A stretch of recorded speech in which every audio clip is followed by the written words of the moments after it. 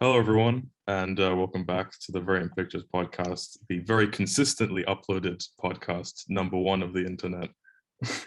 Last one was in October of last year, and we're back like 10 Little months later for sarcasm. this one. Absolutely. No, but we made that decision a while ago, just like, you know what? No one really cares about the podcast, so we'll just do it when we have something to say, I guess, and then that's it. So that's worked Very out fair. so far. Anyway, and now we're back. At least every time it's quality content every time. No concern that we're pushing one out just for the sake of it. So anyway, we're back and I'm joined with Brand Melo, if that's how you pronounce your name. Yes, Melo? yes, yes. It's Mellow. Nailed it first try. Yeah, yeah. Back in high school, I had a bunch of teachers call me Melo or Yeah, Melo. Melo. Yeah, no, it's been Mellow for the past 21 years. Ooh, So shit. Ooh, nice. Someone got a drum in here. We got nailed it, dude. First, dude. That's the great one, yeah. Yeah, my name doesn't really lend itself to jokes in English much, but French, oh boy, so many jokes can be made. what type of jokes do you receive? Well, not so much now, but when I was in like not even middle school, like earlier, like preschool, whatever. Um, like my name in French is the same as the verb for burnt, like to burn. So like it's cramé, which is like it's more of a vulgar term because brûler would be the official word for that. But cramé just means like burnt in a very disgusting way. So there's that, and then my first name sounds like the word for brie, like cheese. Was Well, burnt cheese, which is like I have similar stories of in Portuguese. My last name, well, I am Portuguese. In Portuguese, my last name is Melo, means honey, right. and my middle name is Neves. So it's and that means snow. So there was an ongoing gag in my middle school that it's Brandon Snow's honey, which was very it was very unfortunate. Right. Yeah. Yeah, So it's true. But it's like it's true. Like my name had the double connotation that like because cramé is burnt and it kind of lends itself to like when you get roasted, you know? Yeah. So it's like, oh, he's burnt, you know, he's like roasted. And I couldn't do anything to fight against it. I was like, I mean, you're right, but like, what can I combat this with? It's like nothing really. It's nothing I can do. But so you're just like, yep, I am burnt. Deal exactly. With it. You got a problem with that? You got a problem? And now I just have to face the fact that no one can say my first name in English, and my last name is always misspelled. So it's just like a great situation. But that's just kind of, you know, you just get called by your podcast. You're just like, yeah, that's right. Hi, I'm Mr. Variant. That's who I am. How you doing? Yeah, no, I always tell people like the way you know my name is like it's Brian and Kramer, but you replace the N and the K with C's. Like both my names are normal names, but with a C instead of one of the letters. So this is great. Yeah, and they get it from there. They're just like, yes, I understand now. It's like, got it. I've been called Brick before, so that's why like sometimes. It's like Brick. Yeah, just Brick. Like forget the A, just go from BRIC and you're good. Yeah. So no. Catchy nickname. Yeah, Brick. That's right. It's like, yeah, because given my stature, I definitely look like a brick and not a twig. You know, it's just kind of so it's an ironic nickname. It's like, oh, here comes the brick, you know. You just like get on like a consistent diet and like you take a bunch of creatine and you just get like Hugh Jackman. Yeah, exactly. Now they'll know the name, the brick. Now they will know what it means. Supervillain origin story. Exactly. I become the brick. Hear me roar. Right. Well, first topic of discussion being names, I guess, now over. We've gone through its own isolated chapter. That's its exactly in the chapter markers on, but just like names, talk about names. Yeah. Or just names question mark. Names. Is it? I mean, is this worth talking about? I mean, I guess it is. I don't know. It's the eternal question. Yeah. So I guess. Well, let's move on to, I guess, the most Things. relevant to something. Anything else? Let's move on to the next topic of discussion, I guess, which would be what's most relevant to us. That being, we both have fan film projects in the works of the Spider-Man variety. Um, how about you take it away? Give me, like, tell the people who definitely already know, because you have more followers than I do, what your fan film's about. Yeah. So I am creating Spider-Man and the Monsters of Manhattan. It is a 5-part web series where I direct, act, produce, and co-wrote the project. And yeah, it's essentially follows a week in the life of Peter Parker. So each episode is a day of the week, and it's basically kind of following the act progression of how his life falls apart as he's trying to be a high school student and finish his science fair project, as he's battling it out with Shocker and Scorpion. There's a little bit more to it. It's a little bit more suspenseful than that, but that's like a good way, right, to sort of summarize. Yeah, summarize that. Yeah. In regards to like the meets pitch, initially when we created it, it was kind of like the idea of like taking kind of like the tone of like Cobra Kai and Stranger Things and mashing it together. Right. Because a ton of the people that worked on this project have worked on like Netflix projects and stuff like that. So stylistically, we kind of went for the lighting style of that. Because like Scorpion isn't like just a guy in a mechanized suit. He's a legitimate monster. And we worked with Rashad Santiago, who had worked previously on Stranger Things and created the Demogorgon, one of the suits. He presented at a few cons, I believe. There's like photos of him online and stuff like that of that. So we tried to essentially create something that's a little bit closer to the comics, but also something that's uniquely ours as well. And that's where the day of the week slice of life aspect of the series really comes into play, because I haven't seen that done before, and I feel like it's an interesting kind of like topic to handle, of kind of giving a 5-act structure to the narrative, but kind of following a week in the life, because it's Spider-Man is meant to be an ordinary guy, he's you and I. He's an average guy thrown into extraordinary situations. So I feel like having that serialized content lends itself very well to what was initially created before the comics, feeling like a straight adaptation of that. But yeah, I could keep rambling about it. But yeah, well, hey, I mean, that's what we're here to do, really. We're here to ramble, true. Ramble on about it. Yeah, I'll pass the torch off to you for newcomers from when I share this around, people are gonna be like, "Who's this guy that he's talking to? He's making Spider-Man stuff." That's right.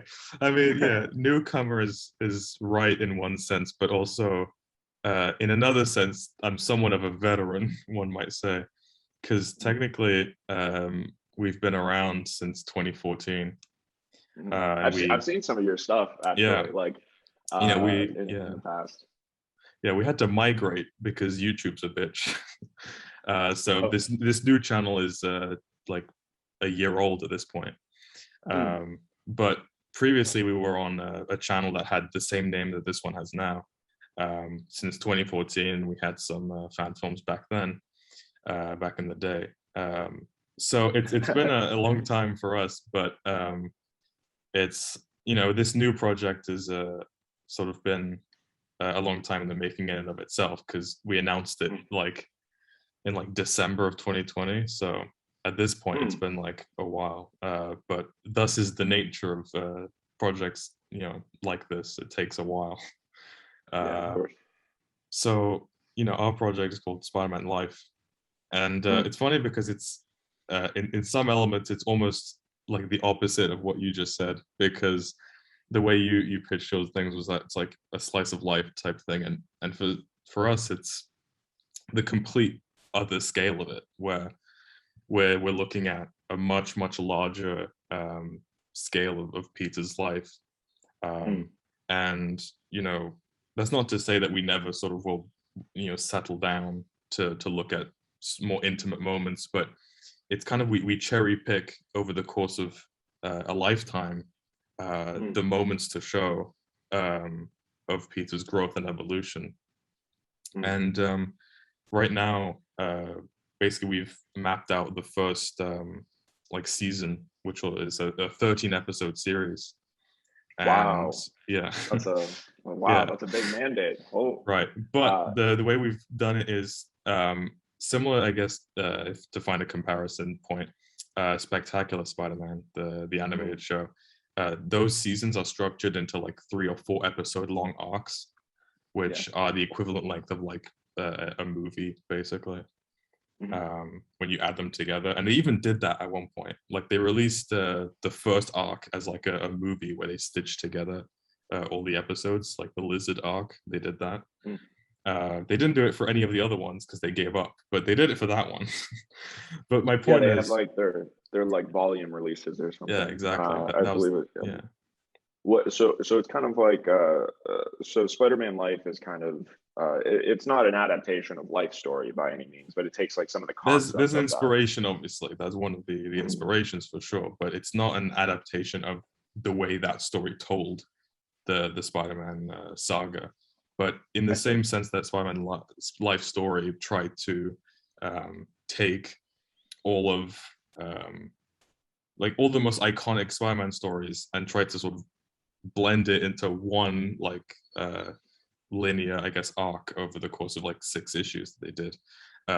For us, it'll be a similar process. Exactly how long it'll be remains to be seen, but in our case, that's kind of a similar approach. And each season is structured into arcs, which are shorter, like volumes in a sense of like how the story is. So right now we're filming the first 5 episodes, which is Mm, the first arc of the story.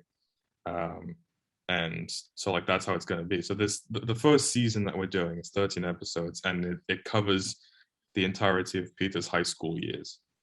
mm, And so this first arc will be the first chunk of that in a way. mm, um, and we're going back to the origin and looking at it in a very I guess a new way in some sorts, but it takes inspirations from a lot of different versions of the origin to create something very new. um, mm, and um, what we really wanted to do was to not rush the origin either, because it would be very easy for a series like this, like the first episode you get the origin out of the way and then you keep going. And what we really wanted to do was make the origin like a very important aspect of the story itself.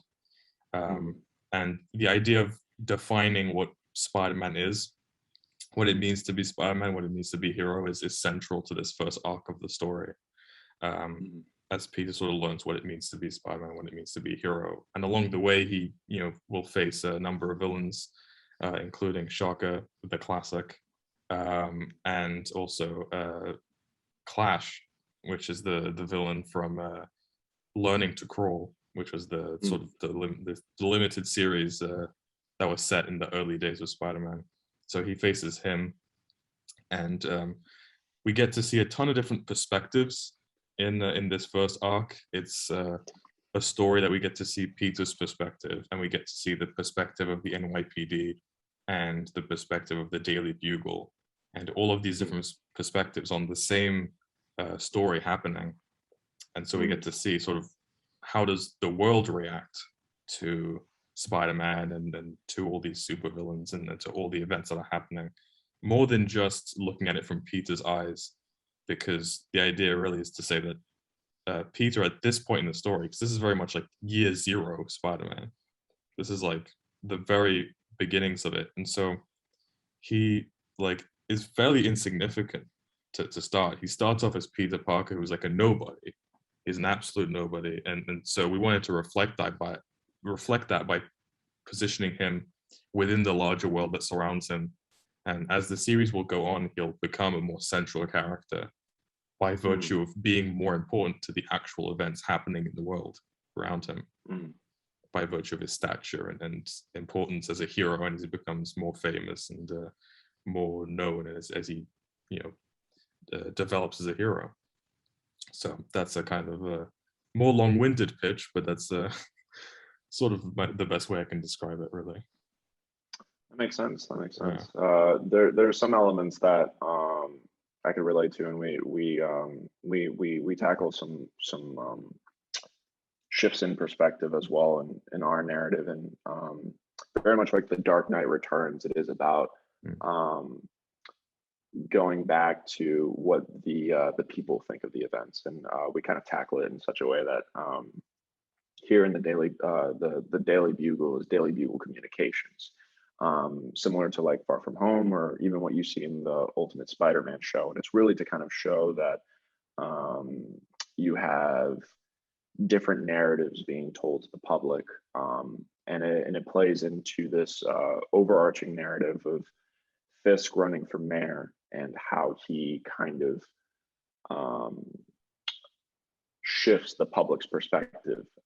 We kind of play on the events of some of the early 2000s films, and one of them is the Statue of Liberty event that occurred with the X-Men. And our overall pitch is like, what if Marvel had all of their characters from the start, right, and they created their own cinematic universe that way? And it began in the early 2000s. So we kind of take the events of like Fantastic Four and kind of all these other films, and kind of try to make it this overall combined universe where like Johnny Storm is like a celebrity. We cut to the news and we see him talking about like events and stuff like that. And we got William Shufelt, who was Brody on Power Rangers Ninja Steel, and kind of have just like cameos of people who have like an internet presence, and kind of making this world outside of Peter's feel more real and tangible, that there is this world outside of Peter's life, and how his actions have an impact. So that's something that we very much tackle throughout, and how the New York's perspective on superheroes and mutants kind of shift as the series progresses, kind of building up to this mayoral debate and election in the latter half of the season, and that's very much what Spider-Man and Fisk are pretty much fighting for, is the heart of the city. Very much like the Dark Knight, kind of taking some elements of that, and showing how Spider-Man is a man of the people, and he inevitably has to earn that respect over time. And it delves into a lot of contemporary topics. We have like anti-mutant protesters going through the streets, and kind of like the Ultimate Comics, they initially think that he is a mutant, and they also think that Johnny Storm is a mutant, and kind of defining the characters themselves and what they're fighting for, and kind of creating this cool new atmosphere that really hasn't been seen before, and I've been dying to tackle for a while now. And we're currently in editing and seeing the vision kind of come to life, and the characters come to life outside of obviously being there on set. You can see the monitor all day long, but it's really in the cutting where you're really able to feel the emotions and feel the story out, and seeing it come together has been really interesting, and really cool, just as kind of seeing your baby come to life. I'm sure you've felt no, before, absolutely. kind of. I get that. Yeah, so as a creator, it's very satisfying. Absolutely. Yeah. But yeah, that's kind of like what we've been kind of playing with, is the idea of like kind of going back to the comics and using that as our influence. And one big key thing is that Fisk is fighting for a registration act. And if he becomes mayor, that inevitably will come into play. So these are kind of like the events leading up to that. We're inspired by the comics. Obviously, there was more that kind of came from the events of the Civil War comics, but we're kind of taking creative liberties and and showing it really through Spider-Man's eyes and giving a new life to the story. Taking key elements from the comics and transforming them into something else, and that's how kind of Scorpion comes into play in the story. And Scorpion is very much the embodiment of what people think of Spider-Man. They think of him as a monster. They think of him as like this disgusting thing, and inevitably he has to show people that he is the hero, and that he is a good person, and that not all mutants are monsters. And it's this really beautiful underlying narrative. And yeah, I'm just really excited that people get to experience it. You know, it's come from page to screen, and we're almost done. We wrapped principal photography, and now we're currently in editing, and we're going to be going into additional photography in November. We're hoping for a release in May of next year. So it's coming together. It's coming together bit by bit. Very exciting. It's coming along. Yeah, sounds good. That actually reminded me, because you mentioned the mutant protests, and you know, it made me think, because you know, I've been following like you and your like fan films for a while, and it seems like it's been quite a road to get here. Like, because there was the pilot a few years ago. Well, I guess what's now known as the pilot, because it was known as something else back then, I think. And then it was the Web of Spider-Man. It was kind of very much its own thing. Kind of like what I went through while creating this project was almost like film school for me. It was like because I made the pilot episode when I was like 16, and over time I've kind of built my network and my team, and jumped headfirst into the film industry. And I created that pilot to see if it was even possible to kind of tackle this type of material and these characters. So we were going to go into the Web of Spider-Man series, but over time I kind of realized that I wasn't very interested in tackling some of the subject matter. And the characters weren't, because like we took a darker route with the character, and we really didn't create a story that I felt like was respectful of the source material, you know, because when you first are starting up as a filmmaker, you always want to create like introspective material, and you really want to delve into the psyche of the character, which is great. But we took like a true detective route with Spider-Man, and tried to create something that was so distinct and completely different from the material that it didn't even resemble Spider-Man at that point. It was pretty much like a Batman, like a teen Batman story, you know?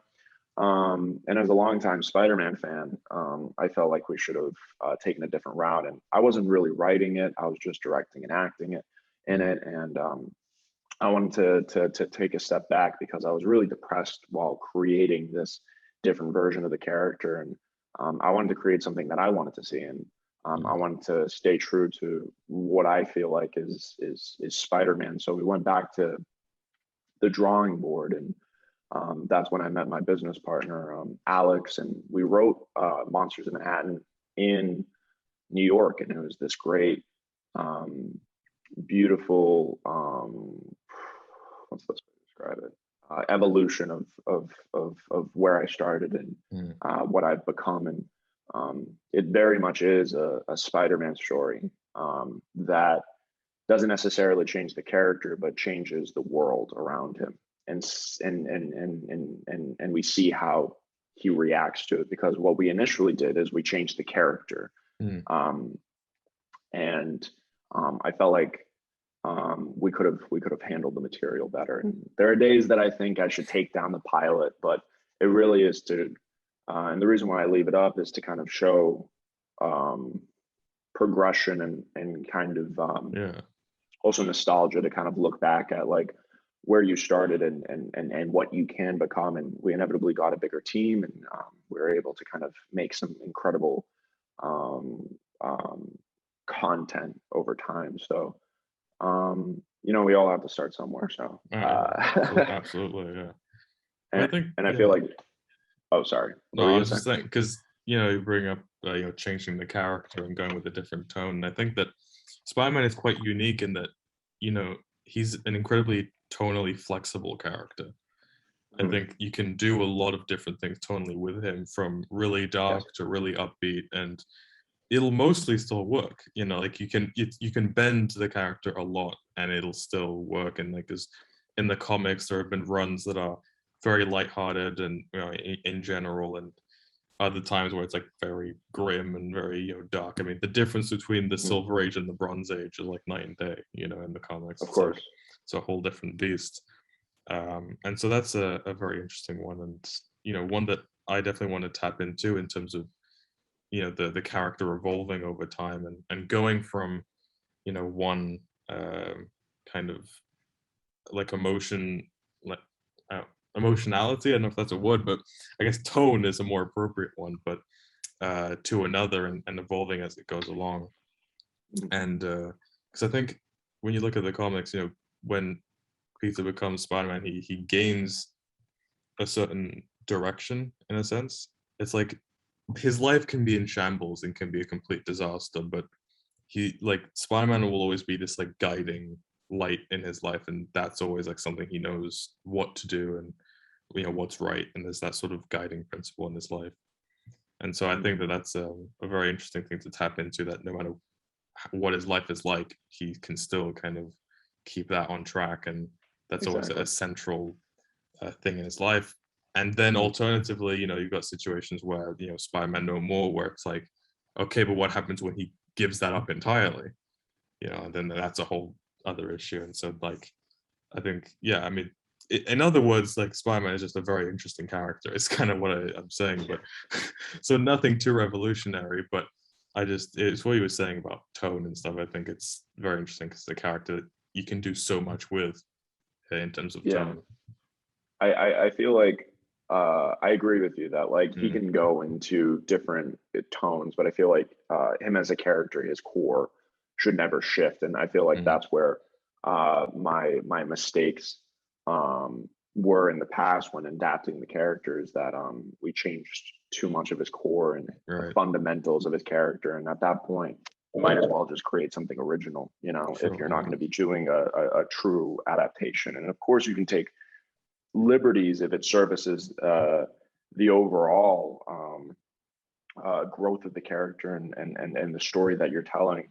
But I feel like at the end of the day, if you're doing an adaptation, it should still resemble what the character's fundamentals are, Absolutely. and what the foundation was created to be.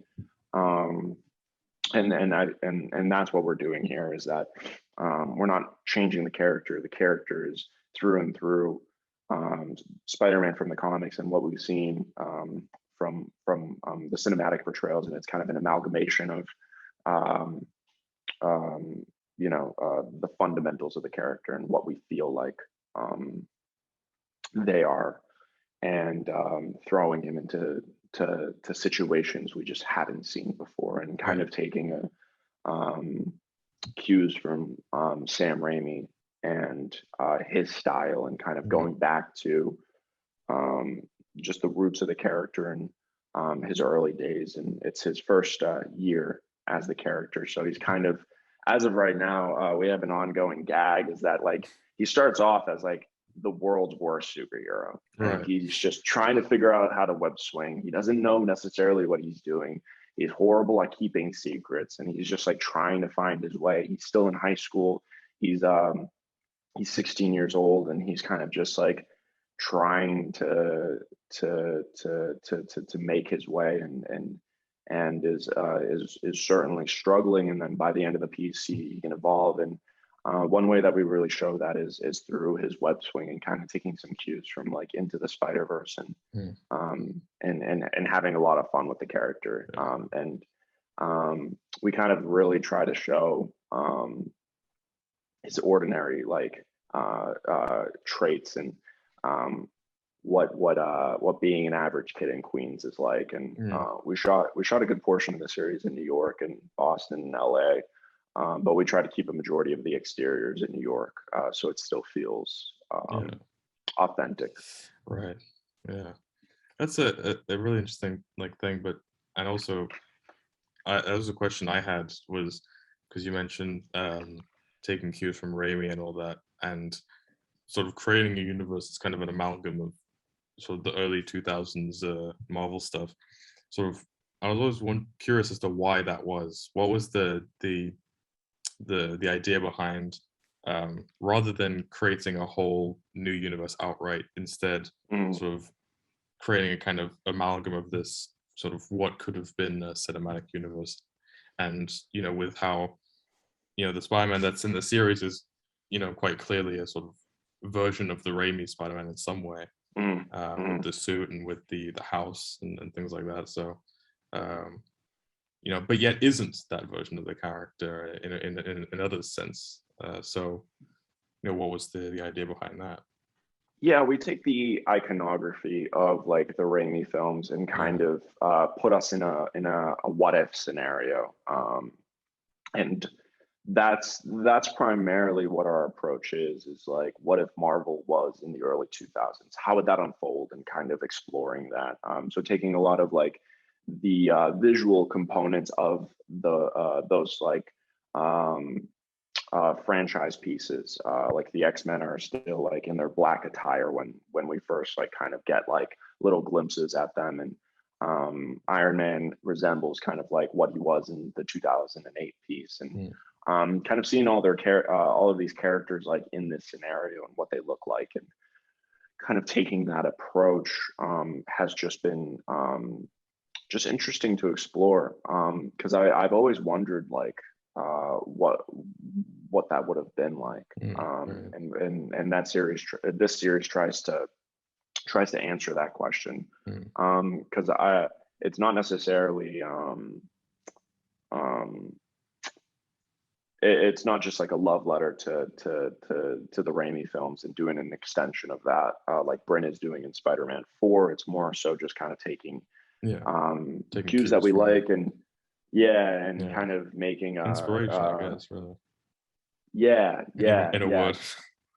yeah. It's just basically trying to create an amalgamation of like everything that we love about the character, and what we feel Right. like was done well. Because like Yeah. Yeah, if the high anything, don't school fix it, I guess.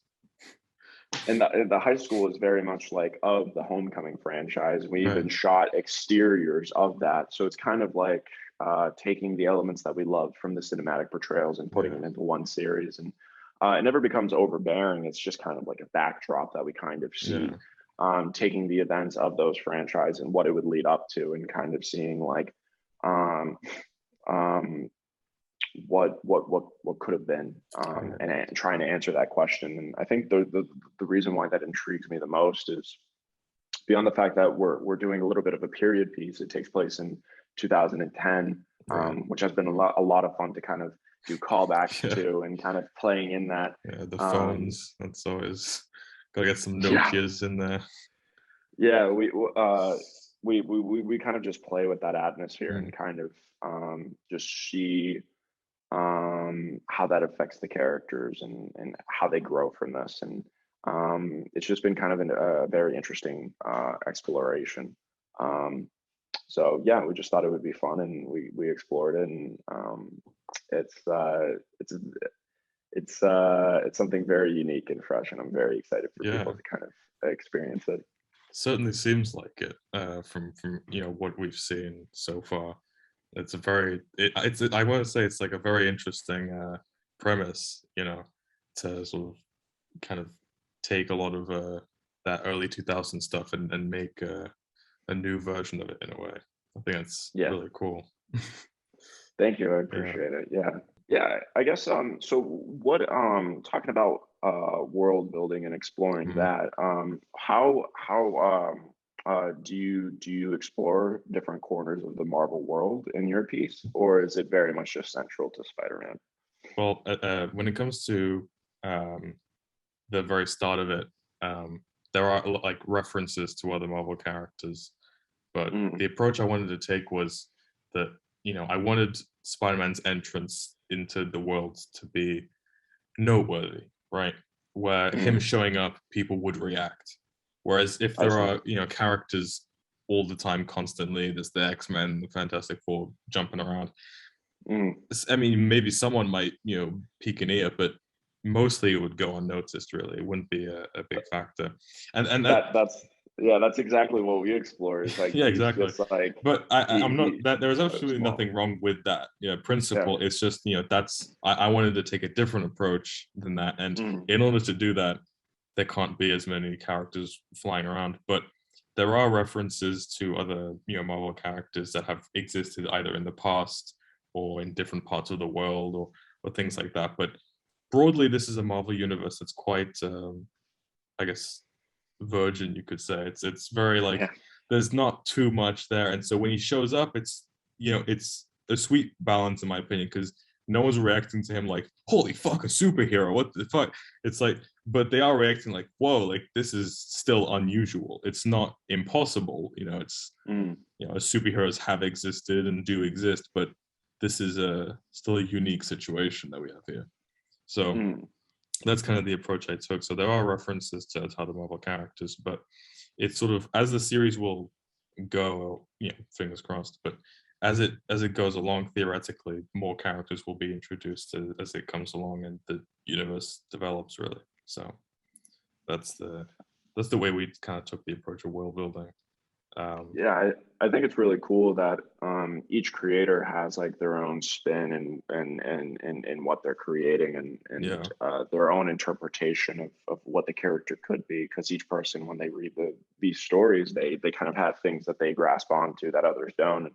yeah, I think that's the beauty of creating fan films and creating different alternate stories that we don't get in our cinematic portrayals. And exactly. um, I think that's very much what our approach is giving something to the public that we haven't really seen before. And Right.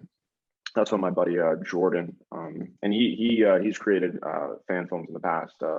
He's created Batman Nightmare, Yeah. and one thing, and he's been kind of helping me out and almost mentoring me at times. And he's told me, if you're going to create a fan film, it needs to be very distinct and something that we wouldn't receive in our cinematic portrayals, because if we don't do that, there's really no point. And I think that's what's so great about fan films is Yeah. it's just so experimental, and it's cool. It's very interesting, Yeah. and I think that the kind of building upon what you just said, I think that's kind of the story that we're really playing with. Is it's the idea of him being inconsequential at Right. first, and that because that's very much what he was in the comics. He was kind of like Exactly.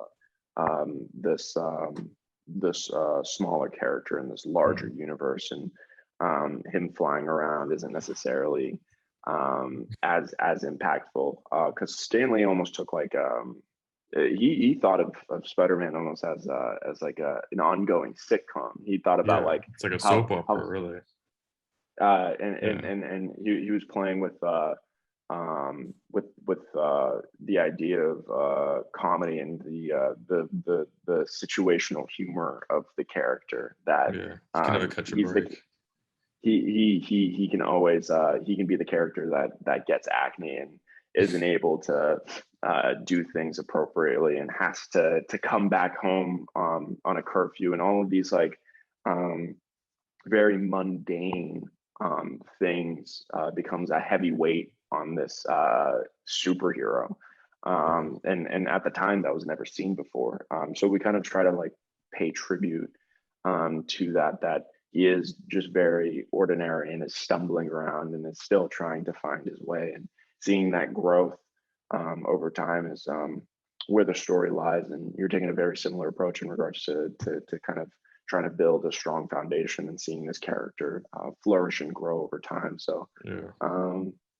yeah, it's the beauty of fan films. Oh yeah, it's great. I mean, it's true. Just the breadth of different takes that have been made over the years. It's quite impressive, and it's like if there really is any Spider-Verse, it'd be this one. It's like everyone's got like their take, and it's truly quite a fascinating approach. And I think one of the series that inspired me was not in terms of its portrayal of Spider-Man, because he's not a character in it, but in terms of inspirations of like how I wanted to approach the character. It's like the Netflix series The Crown.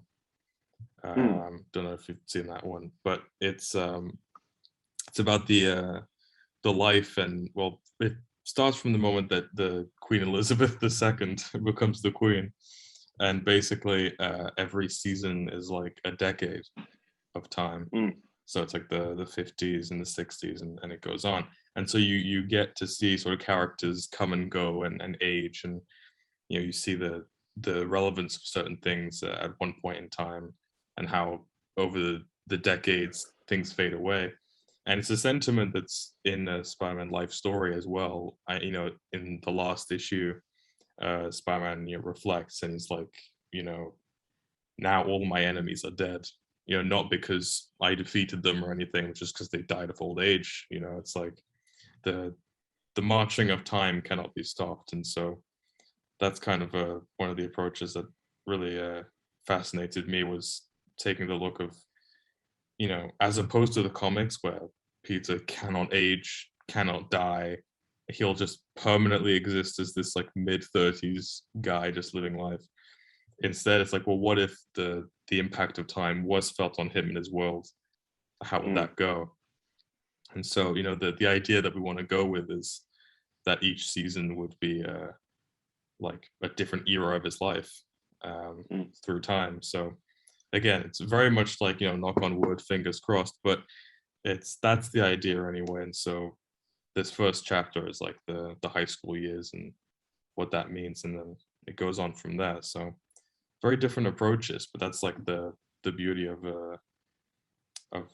fan films, as you say. And you were saying you were inspired by the Netflix series of like Cobra Kai, and it's definitely like my approach is very different, and everyone's got their own approach, but I do very much feel the sentiment of trying to give people a what if a Spider-Man show in the style of that, of X, Y, and Z existed. So if you would be like Cobra Kai, and for me, I was very much thinking like, it's a very different take, because I don't see anyone really taking this kind of approach, in terms of in Hollywood and what have you, of like, what if we made a series where, it's, this character will grow old and age as it goes along, instead of like just, we'll do however many seasons we can of this until it's no longer profitable, and then whatever, like there's a lot of different approaches to it. So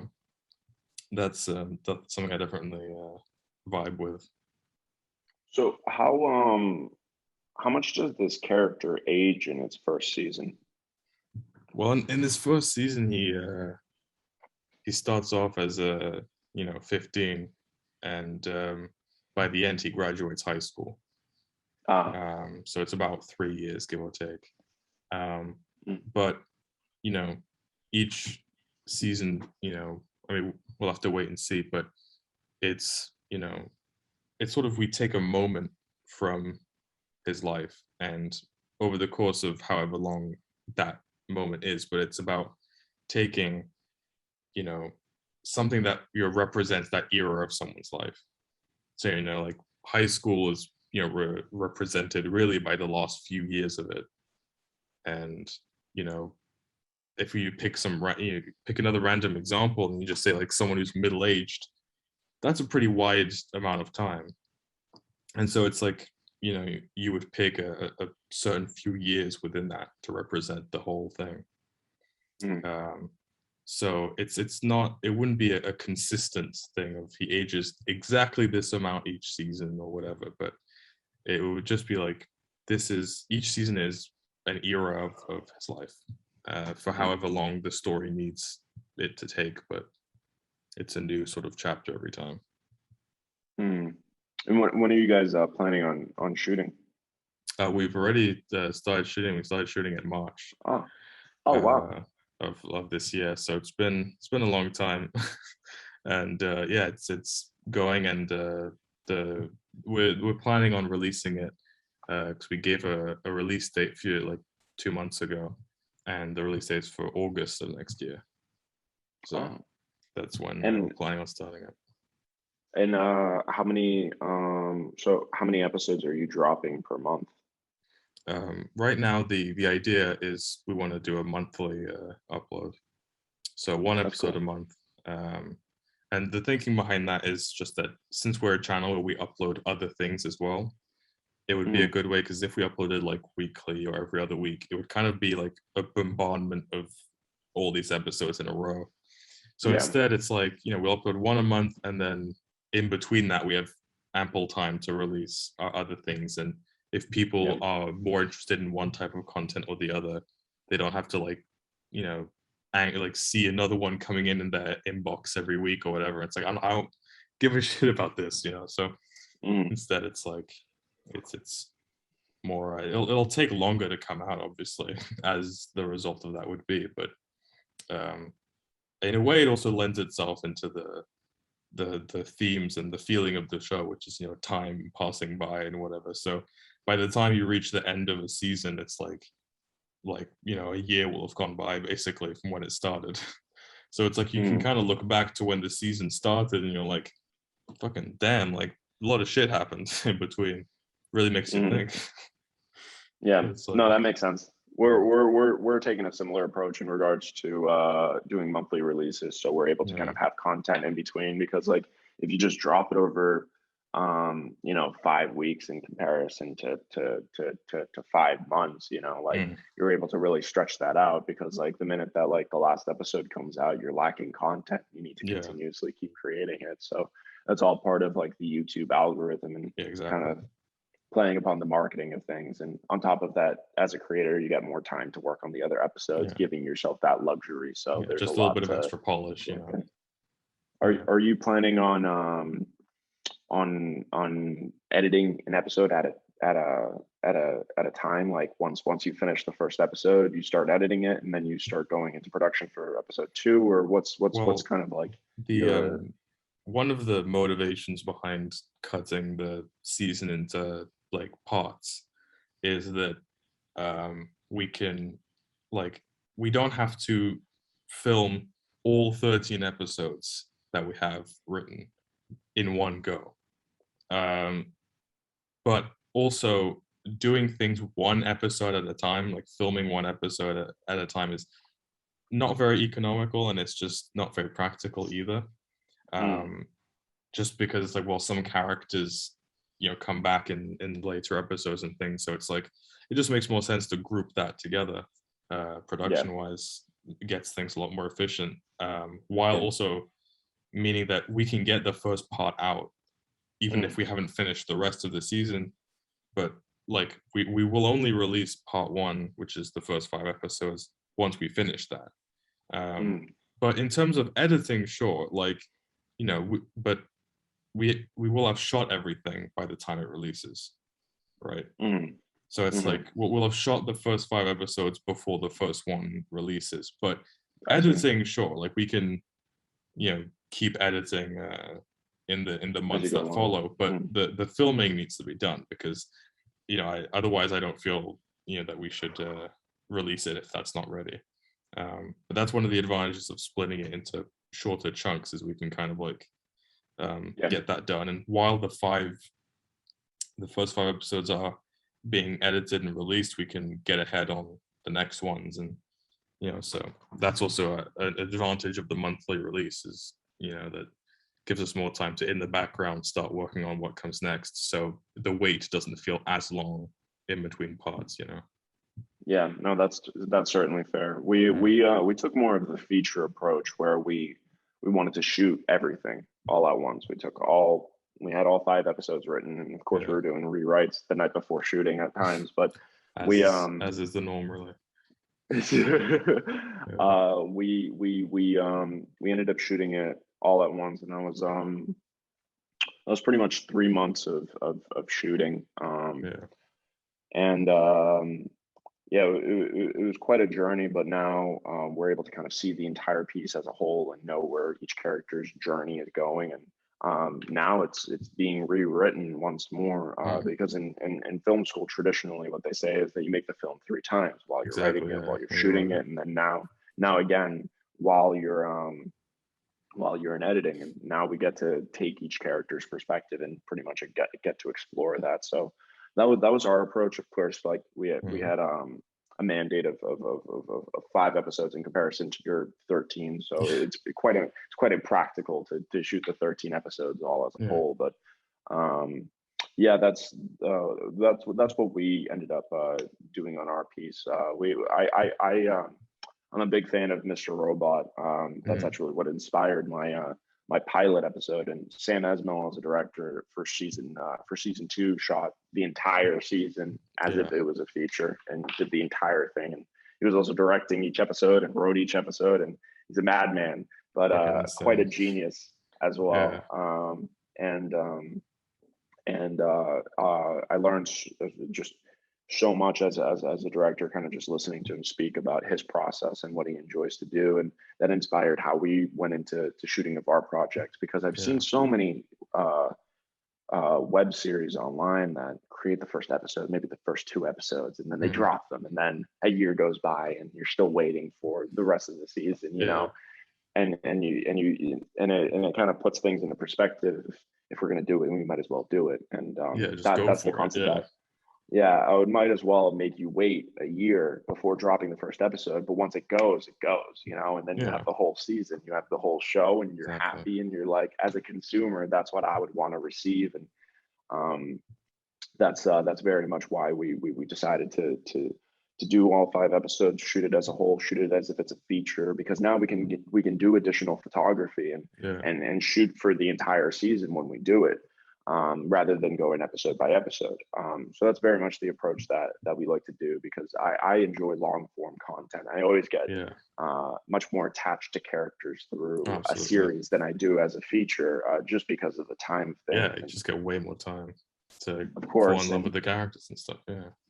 exactly. And now Marvel is taking a similar approach with their Disney Plus shows. And another Yeah. thing that really inspired us was, of course, Daredevil on Oh, Netflix. And we had of course. some of So the good. coordinators who worked on that show are working on our show as well, that Oh shit. doing some of the stunts and stuff like that. So we had plenty of questions as well.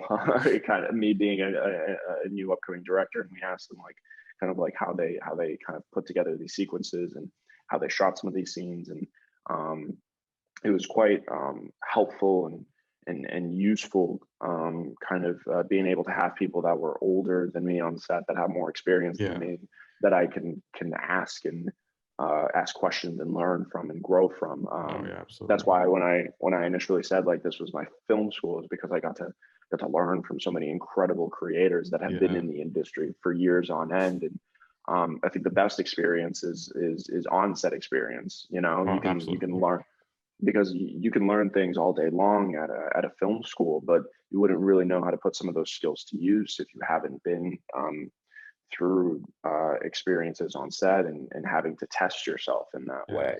Absolutely. There's Um, nothing that replaces just actually making stuff. I exactly, think like the sort of 100%. more like theoretical stuff is very good for like, under for then putting that into practice. But if you don't, then there's no point. It's like understanding like, okay, these certain, you know, ideas and themes and all, concepts, are cool and all, but it's all about like understanding that, internalizing it, and then using that, whereas if it's just understanding it, then like you don't really gain much from that just by itself. Mhm, um but 100%. yeah, it's I definitely agree with you in terms of um making people wait, but in exchange it's like then all of it's ready to go kind of thing. Mhm. Because like, with splitting the season into parts was kind of just like a way to, you know have our cake and eat it too, really, in some sense, because For it's sure. like we get to therefore make all of it in one go.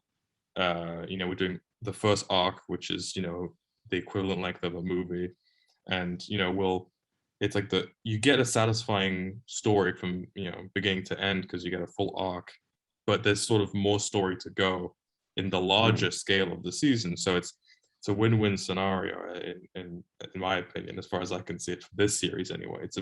Each project is different, and what we want to do is, once all the episodes of each arc, right, is released, we'll then release like a film version of it, which kind of combines everything. And so it gives people like different ways to watch it. If you're more of a person who doesn't have as much time and you just want to watch like one episode here and there kind of thing, or hey, if you just want to sit down and just watch a fat movie, just like for the whole thing, I'm a big proponent of giving people options in that way.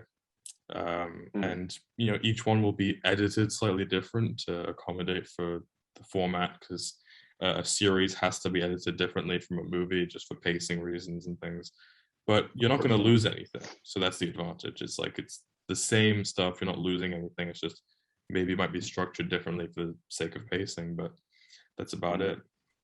And so it's like win-win scenario. We don't have to do all 13 episodes, but we do smaller chunks that are still satisfying in their own right. So it's a big advantage.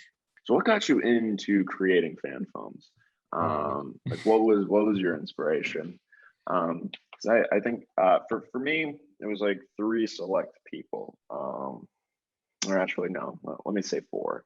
It was Peter's Web, Roger King, which I think you're familiar with him. Yeah. It was Lost Cause by Joey Leva, who was just incredible and an inspiration. Bat in the Sun with Aaron Schonke, who I had the privilege of working with, and he's an incredible creator. And then Danny Shepard with Nightwing the series. Those were like my 4 like big inspirations that kind of come through and through. And really the long form narrative of Roger King and Danny Shepard were very inspiring. And the 5-part narrative is really what I took for inspiration with Danny's series, and how quick it was and precise, and how it was so character driven. Simplicity really does help kind of tell a narrative. If you're able to just really have a simple premise and be able to follow it through, you're really able to kind of understand and learn and develop with the characters themselves, be able to have a story that's very rich. But those were my main inspirations, give or take. What were yours? Well, out of curiosity. I mean, Peter's Web was probably my number 1. Yeah, it's so good. And it's so crazy good, given that it's like, a decade old at this point. It's really just crazy. And I think it was one of my inspirations to start making fan films, but I think also with Spider-Man Life, that itself is very inspired by Peter's Web, because Peter's Web similarly is, a fairly large sort of story over Peter's life. It's not like from the beginning to end, right? But it's like he starts off in high school, and by the end he's like married Mary Jane, and he's joined the Avengers. Spoilers, I guess, if you haven't seen it, but it's like 10 years old. Get over yourself. But like, but the point is, if you haven't seen it, you're missing out.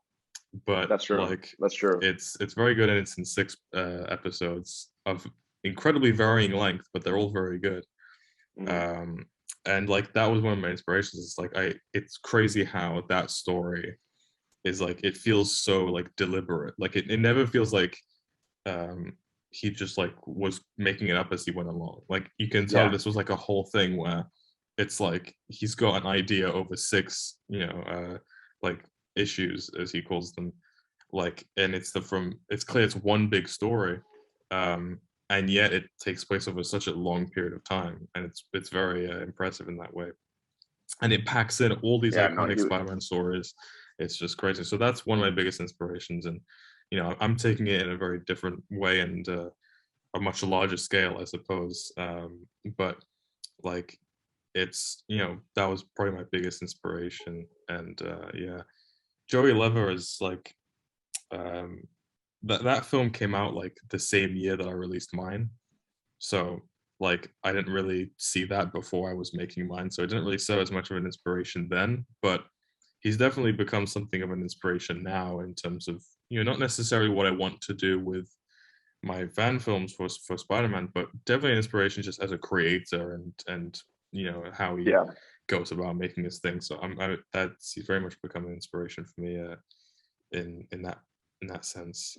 And I guess it was another just so inspiration, cool, kind of yeah, seeing like his trailers, like because I was 14 years old when Lost, mm, like because like the Lost Cause like trailers were dropping, and like mm, to me, like at the time, I was an all-time Spider-Man high because like really, I saw like the you know the Amazing Spider-Man series were yeah, was coming out, and I was fanboying over the trailers, and oh Joey's man, was that putting was out his trailers. yeah, So it was just so cool. yeah, And I was like, wow, like someone could make this and like yeah, by themselves. And it's crazy, it was just so cool. yeah. Sorry to interrupt. What were you saying? No, it's just funny because like I was very much inspired by fan films that by the point that I was making mine were already quite old, like Yeah. Peter's Web and another one that inspired me. I guess it's hard to see where the similarity is in terms of like style or whatever, but it nevertheless inspired me to make a fan film of my own. Was Halloween's Hell? Um, Oh, I haven't heard of that. yeah, What's that?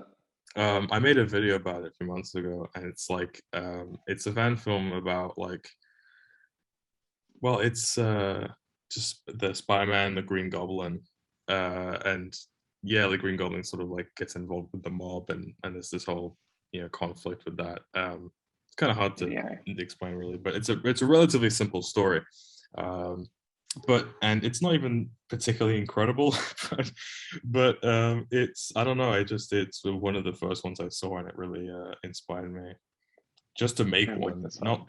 Not because I was like I want to make that specifically, but more like the idea of somebody Oh, making a fan film was like, I have seen this. yeah, right. Oh my God. So like that That's was just an inspiration. oh you made a review about it. Yeah, yeah, I see I it did. now. Oh, that's Yeah. wow. Yeah. I remember I was like I remember the thumbnails very clearly, and I was Yeah. like, that guy The has good hair. yeah, they're like automatic YouTube thumbnails that they still haven't changed. They didn't even put custom thumbnails on it. That shows the Are they retro. Yeah. still making stuff? Well, they announced recently that they're making a new Spider-Man fan film, like after however Uh, long it's been since that. That was crazy. Um, but yeah, in terms of other fan films, there's two more on my list, and the other one is the much derided, it seems, Spider-Man Eclipse.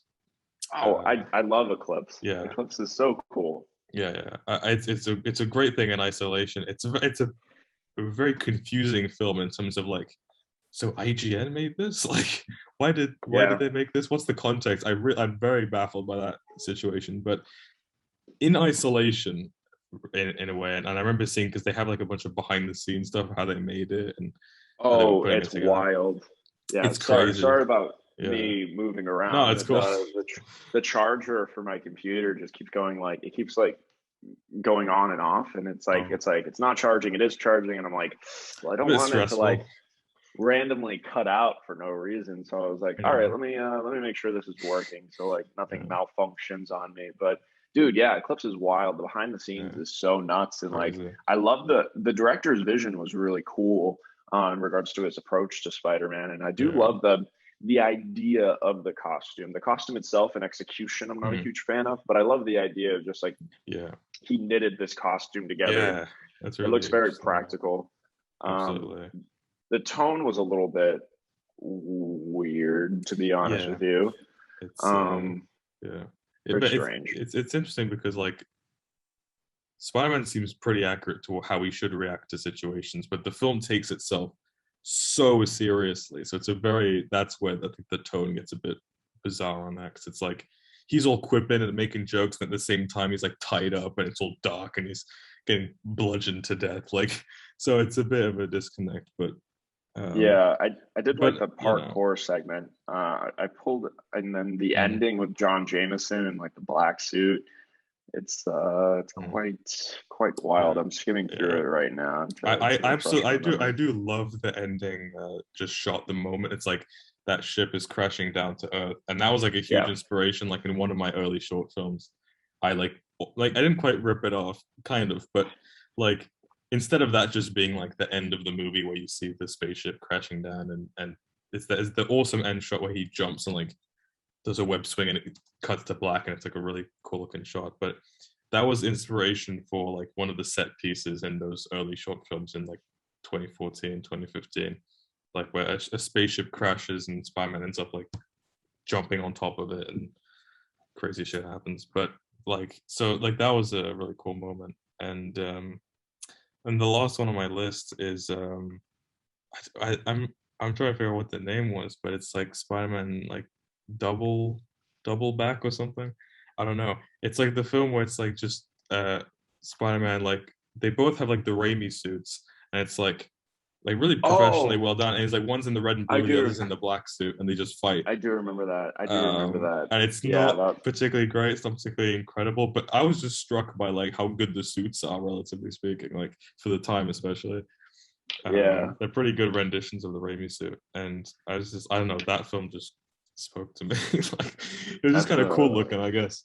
Uh, that's a blast from the past, dude. Oh my God, these Crazy, like, yeah. But those are like wow. my inspirations, and then there's so much other Spider-Man content that like just gives me a lot of nostalgia. But in terms of stuff that actually inspired me, that would probably be my list. Did Um, did Spider-Man get you into filmmaking as well? it did, yeah. That's So that's that's the same inspiration for me. yeah. So that's And for me, I remember the exact thing I watched that made me want to make movies is like I was like really young and I had like the Spider-Man 2 DVD um, on one of those like portable DVD players back in the day. Crazy shit. It was just a screen and like a DVD player like in the middle and you just plop that in. I don't know if mhm. that speaks to anyone, but early 2000 kids, you know what I'm talking about. Like so Yes, I like do. that was there was that little thing and I was watching it and they had like special features, right? Mhm. And so I watched it and it was the first time that I understood that a movie is a thing that human beings get together and physically make. Because Mhm. I was so young, I didn't really grasp that concept. I just saw a movie as just like a thing that exists. I didn't really comprehend that somebody made that, right? And I was watching like the behind the scenes, and there's like the scene where um like Toby Maguire's like jumping off the building. He's like, "I'm back," and then he like plummets to the ground, and like so like they were doing behind the scenes on that scene where he's like on wires and falling down this alley.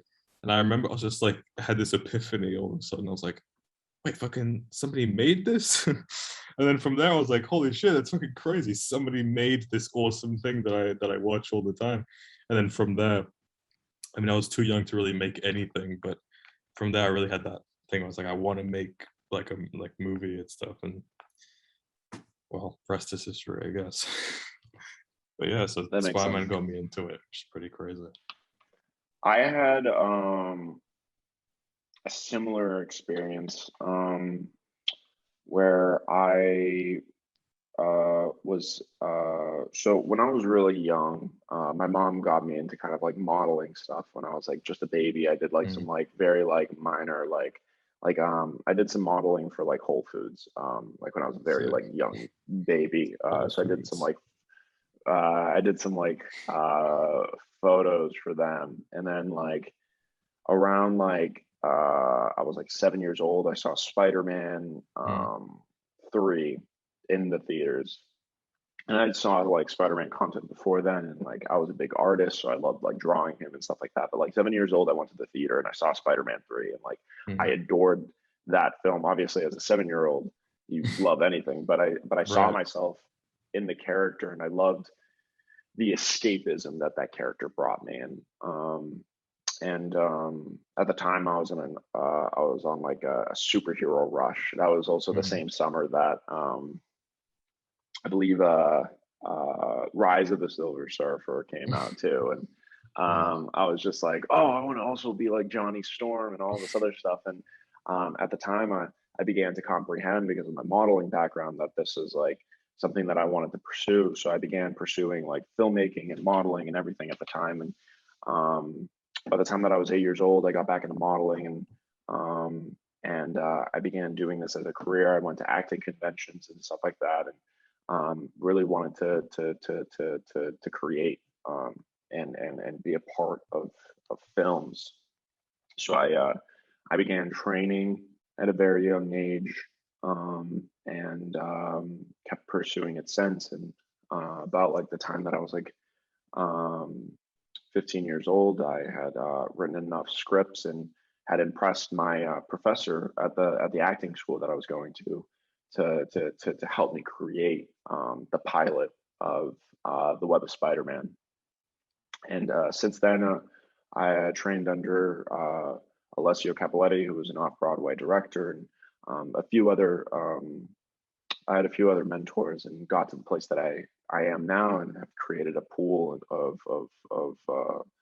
um, uh, of connections, and have my network of Yeah. creators, and have now just been trying to create just really cool stuff and bringing people together to kind of go on this incredible journey. And Yeah. um, so that was a bit of a retrospect and kind of like my overall journey. But Spider-Man 3 was like really the big turning point for me that really Yeah. inspired me into wanting to really get into filmmaking. And in the recess yard, me and my best friend um, Sammy, we would like recreate moments, and like the New Goblin Spider-Man fight. Oh, fucking We hell, would what a we great would scene. we did that in the recess yard, and it was Mm. ridiculous. Or we did the Sandman versus Spider-Man fight, and we had this one girl that we both had a crush on play Ooh, MJ, um, and nice. she was a brunette. She was horribly miscast as a 7-year-old, but nonetheless, that is what we had done. That is what we had done. we Yeah. but yeah, it just inspired us to kind of get out of our shell, and begin exploring our imagination, which is the best thing that you can do as a child, is really just create, and explore your mind, Yeah. of what you're able to make. And I think that's just the beauty of this community, is that um, there can be some toxic people in the community, but but overall, like 90% of people that are a part of the fan film community are very positive and try to help one Yeah. another, and try to support one another, because we've all been in each other's shoes Yeah. in one way um, or another. So um, yeah, it's been a beautiful journey kind of leading up to this point, and it's cool going back down memory lane. Yeah. But yeah, it's cool how one character can kind of unite people across the globe. um you know, and it's yeah, it's a beautiful thing, this community. Absolutely. It is. um but yeah, I guess what is the next topic at Hmm. hand in Let's your see, mind? because I just had like one question about, because you're doing these 5 episodes. Yeah. Obviously, very early to tell, but do you have any? Do you think you might want to continue this and like do a second season, or how do you see the future? What are your sort of aspirations in that regard? I one, am aggravated with this light over here on the left hand side. Okay, It it's keeps going on and off. It keeps going on and off, and I want it to stay on, and I don't yeah. know why it keeps going off. Quite aggravating. But to Mm, answer your question and not dodge it, I don't quite know yet. It right. really depends on whether or not people like it. You know, Yeah. um, I think that's the biggest thing, because for me, I have ideas of where the story can go. As just a writer, I love kind of exploring these characters, and all of the characters in the series are so uniquely uh, created by me and my team, that I kind of know them in and out, and where their journey is going, and what I want to do with them. And other creators, like my buddy Alex, who is the head of High Top Films. We're kind of throwing ideas back and forth about like where the story can go, and Mm, he's becoming a part of the team and is a creative consultant. And we've been talking about him potentially directing if we were to go for a season two. And yeah. we're trying to get if we were to do a season two, we would want a new director per episode. And Yeah. um, I would still be show running it, and I know where the story would go. I guess Mm. it's now just dependent on whether or not it's a financially responsible decision to make, Yeah. because creating these projects are very costly, Oh and yeah. whether or not it's right for my career because I'm trying to get into original projects, and um, I'm trying to not just be in the fan film community. I want to be a Yeah. filmmaker at heart, and Spider-Man is a good launching pad to kind of get me and my team the exposure that we would need to kind of take that next step. But we want to work on original films, so Yeah. outside of Spider-Man. So if we were to come back for a season two, it couldn't be out of pocket like the first season was. We would Mm. have to have it be raised through Indiegogo, which a section of the series has been for season one because we were running out of money, and thankfully we raised I think about 12 grand is where we're at right now, Mm. 12.5K. It's still growing every day, the more content that we release, but um, yeah, it just really depends on. I have another story to tell in a second season that I would want to do. I have creators that I would want to make it with. It's just whether or not people respond well to the first season, and it's something that people inherently want to see more of. Because I know that we have a fan base now, Mm. and I know it'll grow because we have other content creators, and their fan bases are going to come over to our page to watch them and the story. But um, it's really just up to the people, you know, Yeah. because I got the story that I wanted to say out of Yeah. me. I'm like, I'm happy with this thing that I've created that is the first season. So if it Mm. ends up being a limited series, I can sleep. I can sleep well at night knowing that I've got this story out of me that I needed to say. But if the people enjoy it and the people would want to be a part of it and raise funds to see this version of the character continue on and live, then I'm never going to say no to that. I love Sure. Yeah. Spider-Man, and I know this character inside and out, and it wouldn't take as long as the first season either. If we have the funds up front, we have enough experience to shoot it. What occurred in season one is that we began shooting in 2019, and then this little thing called the pandemic happened, Mm. and that kind of put us on hold. Yeah. Um, and then we didn't get back to shooting the rest of the season until um, August of 2020, and then we wrapped principal photography around November. And then we got a post credit scene, and now we're kind of doing like some TV style interviews to kind of smooth out some of the premises that we've established. But beyond that, it's also to have other content creators like Gavin from Lotus kind of like appear Yeah. there, being like, I hate Spider-Man, which is like a fun commentary. Right. But kind of seeing some familiar faces. But beyond that, like the show was all completely shot in 3 months. So we would have Yeah. to just make season two a little bit smaller, a little bit more confined, and we would have to go about it from that way. But what I would want to do for season two is an adaptation of Kraven's Last Hunt in Mm. the backdrop of Civil War actually beginning and Right. commencing. So that would basically be my premise, and what I would want to do, because I feel like that's where the natural progression of the story would go. Yeah. It would be a loose adaptation, but that would be Sure. the Yeah. No, adaptation. it's like adaptations in a lot of media like this. It's like, well, you take the main core elements of it, but you can reinterpret its context Yeah, and all that. Yeah. Absolutely. yeah, Yeah. No, it's like uh, it's true because fan films, it's like you don't really get a return on investment. Like yes, the only scenario in which that's the case is if it makes a monstrous amount of views, but like it'd have to be like tens of millions of views like per episode for anything to be like remotely profitable, right?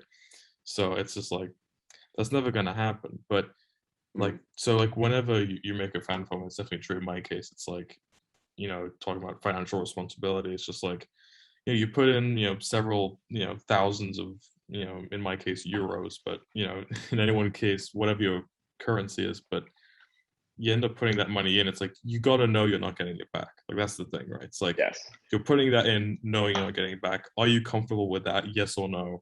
And then that's That's really the question. your dilemma. Yeah. Yeah, exactly. And so it's like Um, you got to make that decision. How much are you willing to lose? It's like gambling, really. It's like you yeah. only put in the amount of money you're willing to lose.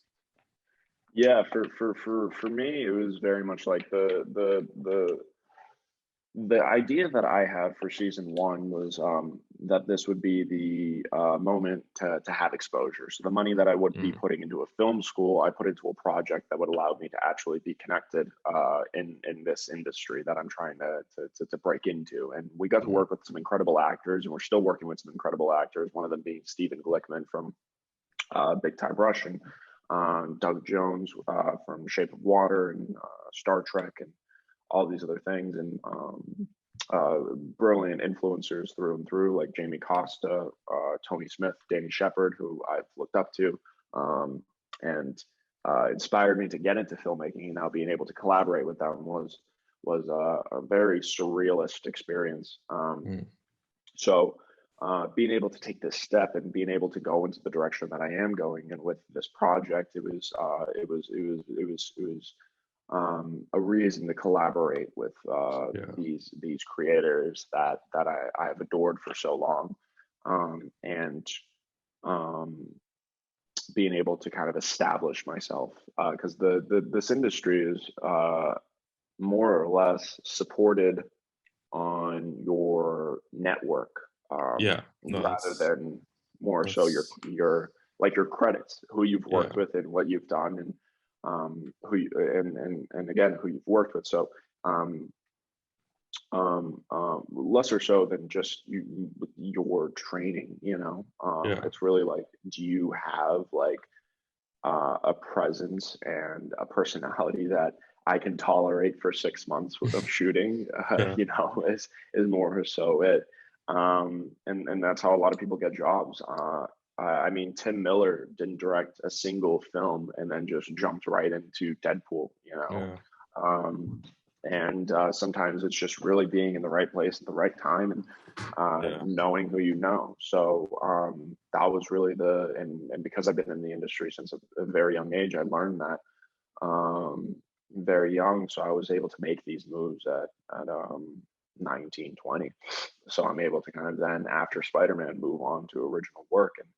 And if the opportunity unfolds that we're able to do a season two, we would want to get creators of the caliber that we had for season one and bring them back yeah, again. And that's if their schedules are available, whether or for not they're sure. willing to do it for these uh, little to nothing, just Yeah, there because they like the story and us as creators.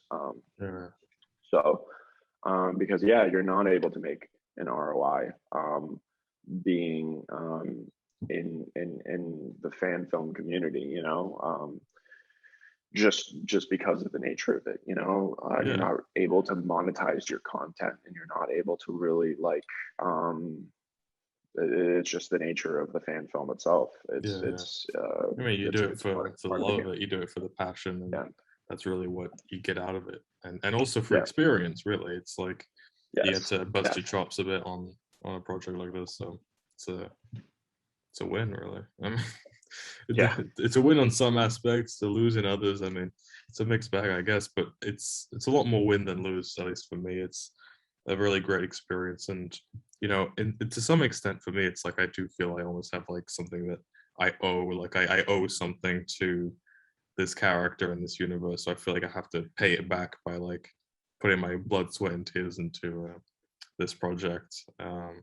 So yeah, it's pretty fucking crazy of an experience to do, but Are you planning on doing a follow up at all in your mind? Or are you planning on ending it after season one? Where's your what's I mean, like I said, we want each season to be a different era of his life, and Mhm. um, we want each season to be self-contained enough where if whatever for whatever reason the series has to end, it'll be satisfying.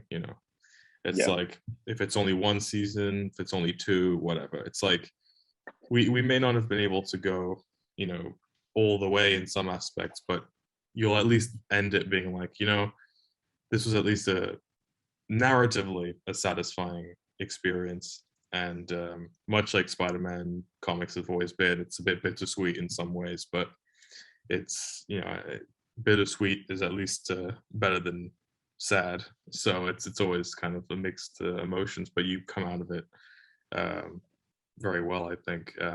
So I definitely have plans. You know, I know where I want this series to go. I know how Mhm. many seasons I want it to be. I have the whole thing mapped out. You know, I've spent a long time thinking about what exactly I want to do. You know, and leave my mark on this.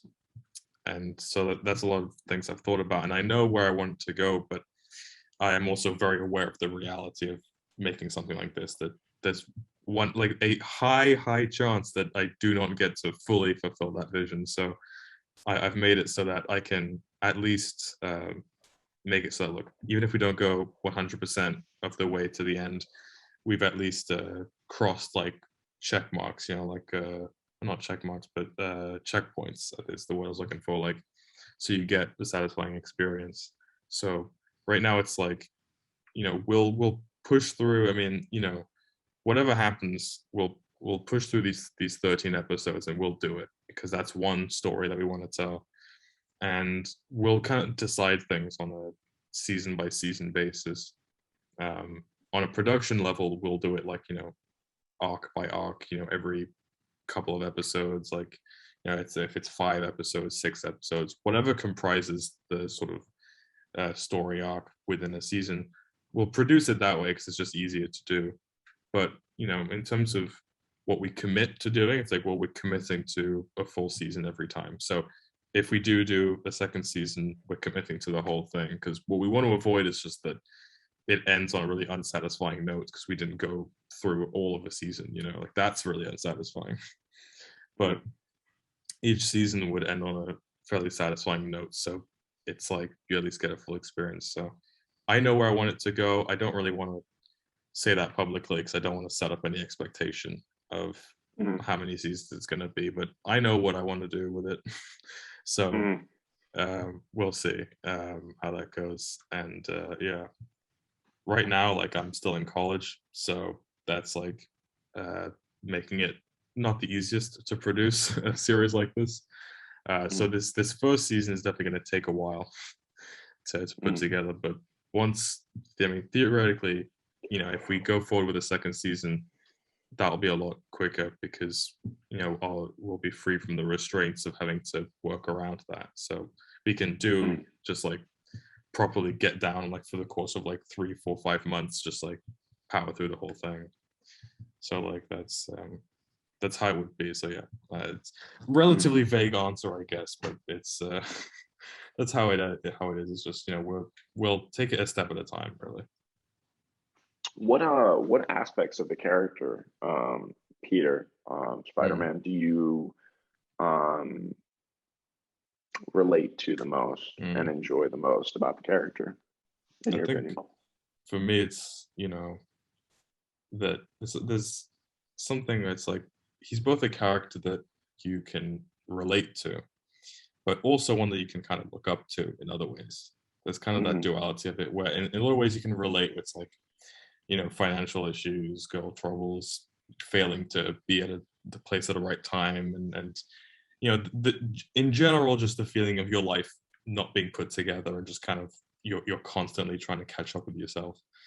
That whole thing, it's a very relatable thing. But Peter's also got this incredible like moral center, which is very aspirational. Where it's like he, you know, refuses to give up. It's like he's just got this thing, and you know, Spider-Man, it's like he can't give up that mission in a way, right?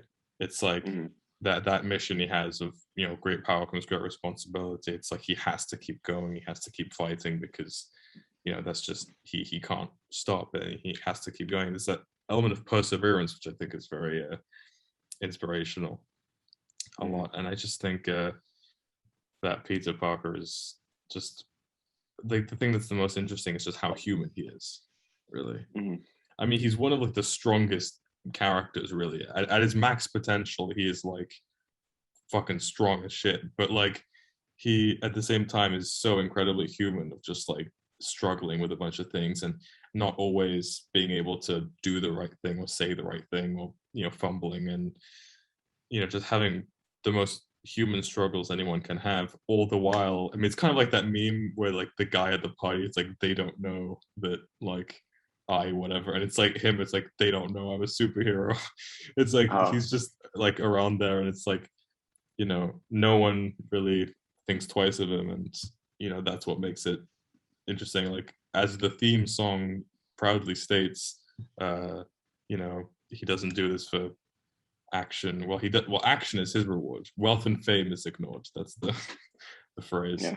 But it's like doing the right thing no matter what, and damn be the consequences. But it's also, from a narrative perspective, what I find really that hits home is like everything has consequences, and like that's like the most core thing I think throughout all his stories, is like everything's got consequences, and it's like it's that kind of thing of just doing the right thing, and that I think is very aspirational.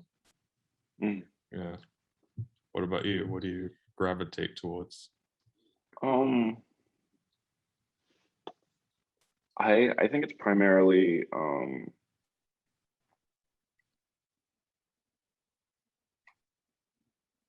his humanity and imperfections, very similarly to you. Um, the concept that you may fall short, um, but you have to find the willpower in yourself to continue moving forward.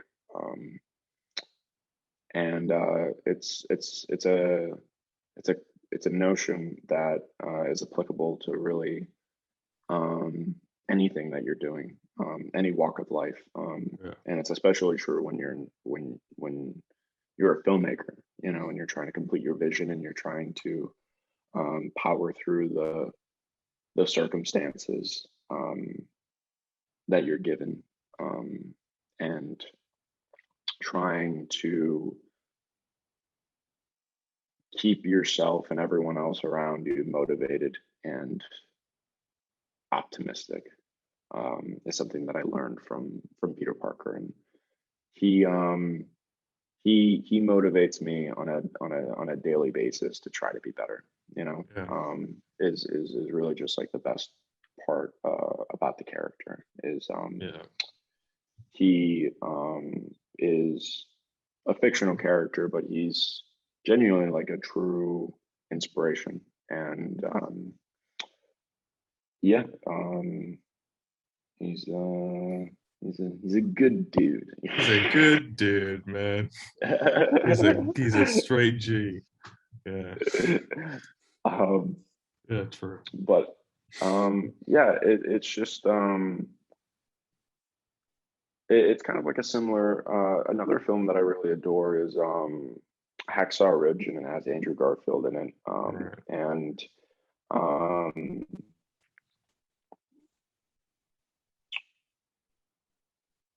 that felt like that honestly kind of felt like also um, what an Andrew Garfield Spider-Man film could have been. Mm. The notion that Denizen kind of powered through, and regardless of what other people said to him, he had his own set of beliefs, Yeah, he and stuck to his virtues. and he ended up saving a majority of them. That he was underestimated, but he didn't want to hold a gun, didn't want to kill anyone, and had his very own set of beliefs, but um, ended up being the hero of the narrative. He was underestimated, but came through and still was able to help everyone. And he didn't necessarily care if you were the enemy either. He was willing to patch you up and still treat you with the same respect that he would treat any other soldier. And I think that's the best part about Spider-Man, is that there's nobility to him, and he's willing to sit down with you and talk to you about what you're going through and try to help you through it, regardless if you are a hero, an ordinary person on the street, or a supervillain. You know, he has this unbelievable heart to him, and that's something that we try to represent in our series as well. As and it brings its own set of challenges of optimism. But it's so easy to become jaded, especially in the film industry as well. So him as a character is a constant reminder of the ideal, you know, what you want to be like. But yeah, that's my perspective. Yeah, no, I mean he's a character that lends himself to a lot of discussion, I think, and I think it's very fascinating. And you know, I wrote a like a not really a thesis, but an essay on Craven's Last Hunt Really? in high school. Yeah, because I just thought it was a really interesting topic of discussion about themes of identity and what makes a person who they are, you know, who they claim to be or what their nature is, and a lot of different ideas. But you know, I presented that and I got a D, so I guess it wasn't that good. But in either case, I tried it. But the point is that I'm trying to get at is there's discussion to be had, whether or not it's good or bad, I guess. Not sure what the moral of the story of that is, but it's just, you know, discussion is to be had, I guess, is really all that can be said. But that you never gave up that discussion. Exactly. I persevered no matter what, and regardless of the D. And hey, I still graduated high school, so I did something right. That is true. That is true. So, congratulations for doing so. Yes, I'm gonna send an email to myself from 2 years ago so that he knows that. Yeah. So he knows that Brandon Melo has congratulated him. Great. Or maybe 2 years ago you would have referred to him as Brandon Melo. Exactly. Bringing this conversation has come full circle. We have come back to names, and we have officially come full circle. Bravo, my friend. We always have to return back to the theme. Yes, we go back to the start. Yeah. Yeah, I guess any other topics or things that you have in your mind, or things that you wanted to chat about? I think for what is of this podcast, I think we've gone through what we can say. Hey, maybe in a few months we'll have more things to say. Who knows? When things are further along, I guess. Beautiful. Yeah. No, I'd be totally down. That'd be cool. Once maybe there's like a trailer out for my project or something like that, or a teaser for yours. We can circle back around and unite to talk about Spider-Man once more. Around the round table. Yeah. This was good chatting. It's good to finally meet you outside of Instagram and then to chat. Yeah. No, it's great. This is a meeting of the forces. This one, all right.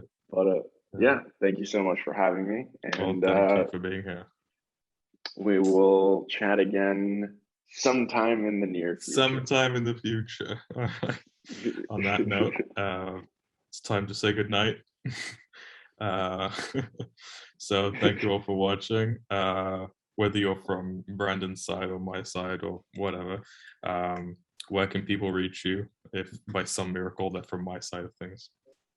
On Instagram, Twitter, it is _Brandon Melo. On YouTube, same name, just no underscore. That is all. Right. All right. Well, thank you all for watching, and I'll see you all next time. Bye.